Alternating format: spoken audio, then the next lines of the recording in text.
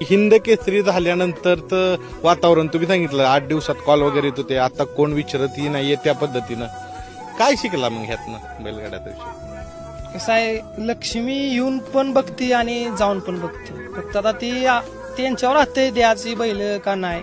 आम्हाला होतो पता आता व्हायला लागला पाहिजे. तर काय होतंय, आता एखादा चांगला पैरा आहे त्याचा पैरा मागितला, तो म्हणतो एक अड्डा तुम्हाला तो चांगला बैल देतो, पण दुसऱ्या अड्ड्याला आमचा एक दुसरा बैल पळतोय त्याच्यावर द्यायला लागणार. म्हणजे अशी कोड्यात अडकवते ते सगळं. त्यामुळं आता पैऱ्याला पण ताप व्हायला लागला, का व्हायला लागला. तिच्यावर उपाय करून काहीतरी केलं पाहिजे. नुसतं बैलगाडा सामान्यांचं कामच नाही राहिलं. नाही खेळ नाही राहिला सामान. नाही राहिला.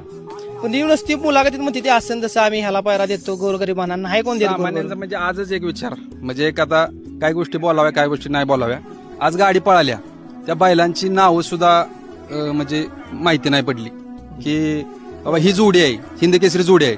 काय काय आता आज बघितलं नवख्या लोकांची सुद्धा नावं घेतली गेली बैलांची वगैरे, पण आमच्या जोडीचं आज नाव सुद्धा घेतलं गेलं नाही. या व्हिडिओला लाईक करा, या पेजला फॉलो करा आणि चॅनलला सबस्क्राईब करून सगळ्यात पहिल्यांदा व्हिडिओ पहा.